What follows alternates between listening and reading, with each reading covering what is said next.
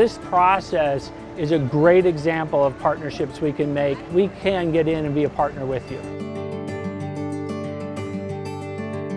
Hello and welcome to this edition of the State of Soy.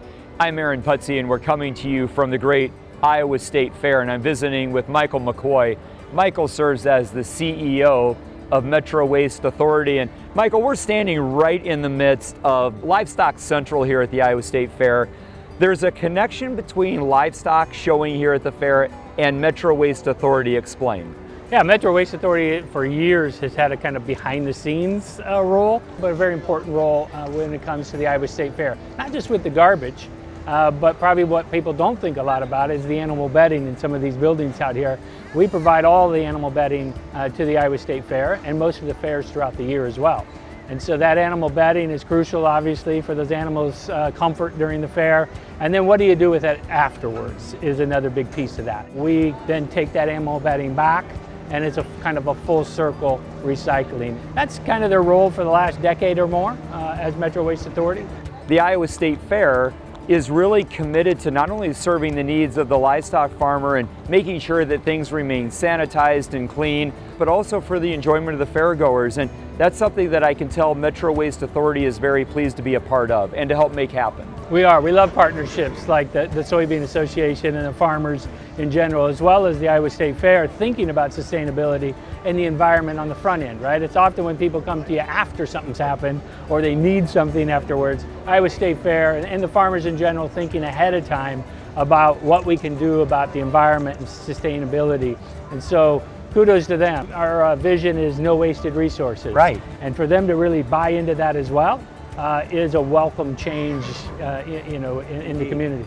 And getting more people involved. I know there's signage around the livestock barns that really helps communicate to those who are showing livestock the role that they can play in this too, and just in helping the compost or the bedding and the organic matter be easier for you to be able to recycle and repurpose. I know that's an effort that you support as well. Yes, absolutely. So, we provide a lot of the signage in there for how to keep it clean, what to do with that material, the material we don't want in the bedding, the cups and the paper and those things that we don't want in there, the plastic. And they do a really great job of policing that in-house and keeping it clean to us, because getting it to us clean, like all recyclables, is the important piece. The doors open quite a bit more when it comes clean rather than with contamination in it. So that makes a huge difference in the next process of what we do when that animal bedding comes back to us. We have 1 million people that visit the fair. We have 25,000 animals, including poultry, rabbits, that are shown during the fair. It takes a team effort. What else would you like people to know, Michael, about Metro Waste Authority and how your commitment to doing the right thing extends even far beyond the gates of the Iowa State Fair? Sure, that's a great question. I appreciate the question because people don't often think about Metro Waste Authority. We're much more than just a landfill.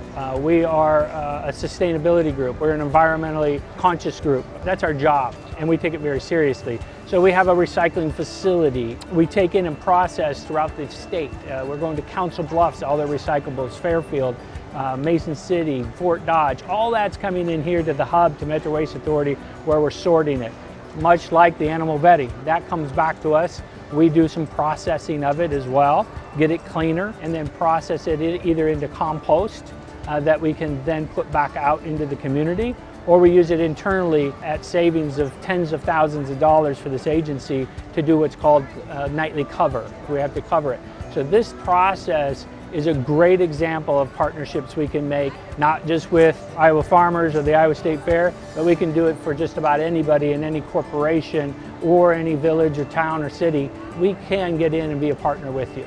There's a lot that goes on behind the scenes here at the Iowa State Fair, including keeping animals comfortable and doing right for the environment. Reporting for this edition of the State of Soy, I'm Aaron Putsey.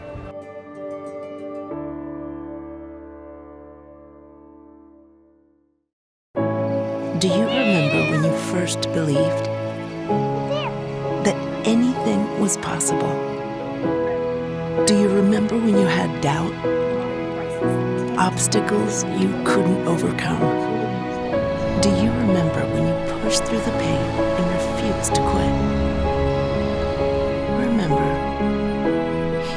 created you for this.